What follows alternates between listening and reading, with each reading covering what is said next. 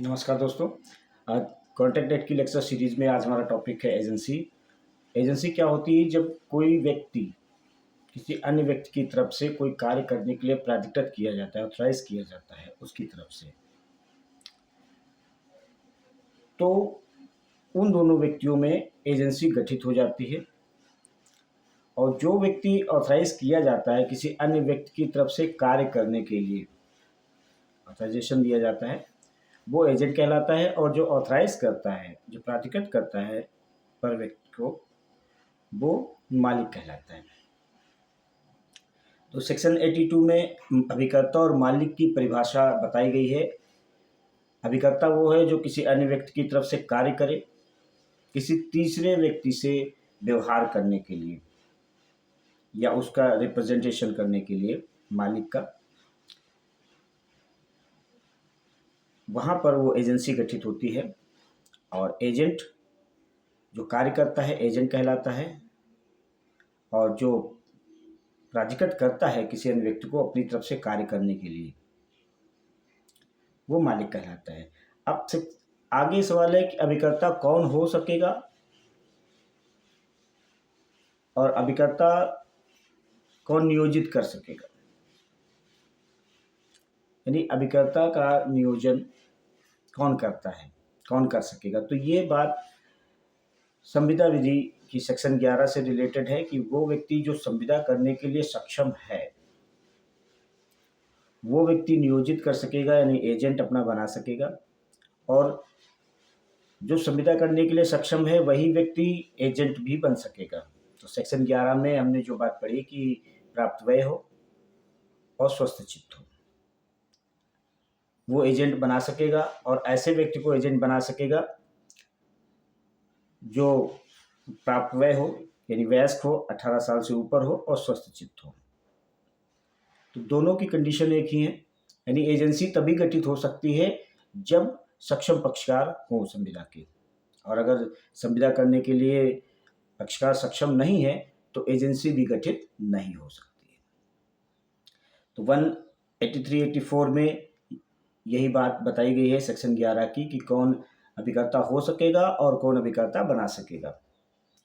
Section 185 में बताया गया है कि एजेंसी के लिए प्रतिफल की आवश्यकता नहीं है।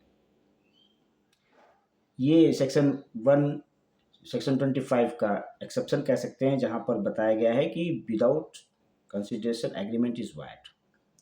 तो यहाँ पर एजेंसी गठित करने के लिए किसी तरीके के प्रतिफल की आवश्यकता नहीं होती है।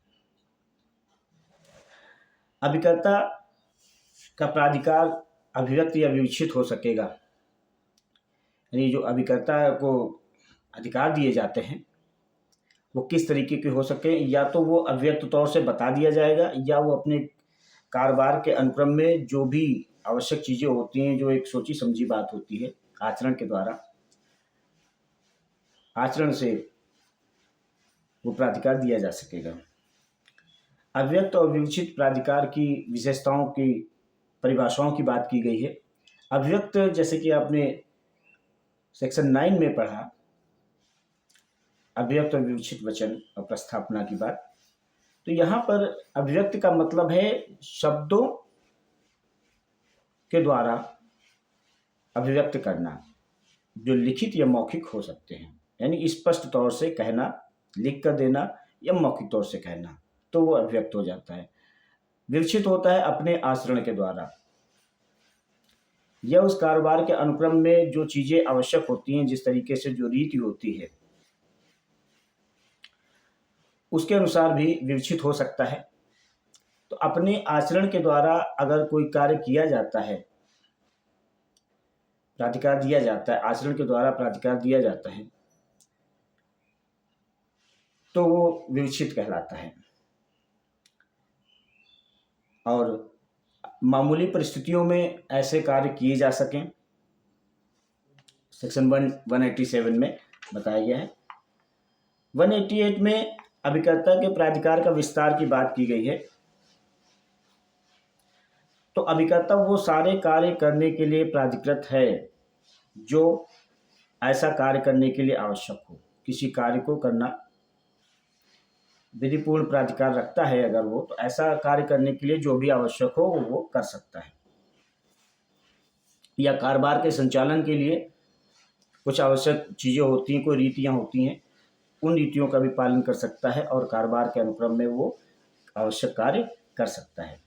सेक्शन 189 में आपात में अभिकर्ता का प्राधिकार की बात की गई है। तो अगर इमरजेंसी में कोई बात करनी है, कोई काम करना है, तो वो उसी तरीके से करेगा जैसे कि वो स्वयं अपने मामले में करता। यानी मालिक को अब नुकसान से बचाने के लिए वो सारे कार्य वो कर सकता है जैसे कि वो अपने मामले में करता। ये आपात में अभिकर्ता की अधिकार बताया गया है। तो क्या एक सवाल ये आता है कि क्या नौकर, घरेलू नौकर अभिकर्ता हो सकता है और कब हो सकता है? घरेलू नौकर अभिकर्ता नहीं हो सकता जब तक कि उसको अपने मालिक की तरफ से किसी अन्य व्यक्ति के पास किसी कार्य को करने के लिए भेजा न जाए। अगर उसको किसी अन्य व्यक्ति के पास मालिक की तरफ से किसी कार्य को करने के लिए प्राधिकृत किया गया है, लेन देन करने के लिए, व्यवहार करने के लिए प्राधिकृत किया गया है, तो उन परिस्थिति में वो एजेंट होगा। लेकिन घरेलू नौकर उन मामलों में एजेंट नहीं होगा जब तक कि वो किसी अन्य व्यक्ति से लेन देन करने या संव्यवहार करने या अपने मालिक की तरफ से कोई कार्य करने के लिए प्राधिकृत नहीं किया जाता।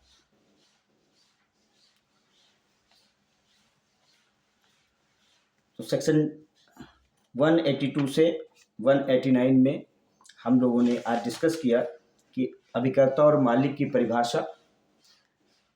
इसको हम संक्षेप में ब्रीफ में देख लेते हैं। अभिकर्ता वो है जो किसी अपने मालिक की तरफ से किसी अन्य व्यक्ति से कार्य करने के लिए या संव्यवहार करने के लिए प्राधिकृत किया जाता है मालिक की ओर से।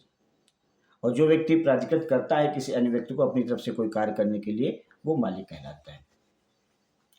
अभिकर्ता कौन नियोजन कर सकेगा और अभिकर्ता कौन हो सकेगा, इसके बारे में सेक्शन 11 अगर हम पढ़ेंगे तो प्राप्त वय हो यानी वयस्क हो, 18 साल से ऊपर हो और स्वशिक्षित हो, ये सेक्शन 12 में बताया गया। तो जो संविदा करने के लिए सक्षम पक्षकार है वही एजेंसी गठित करने के लिए भी एजेंसी गठित करने के लिए भी सक्षम पक्षकार वही होते हैं जो संविदा करने के लिए सक्षम पक्षकार होते हैं।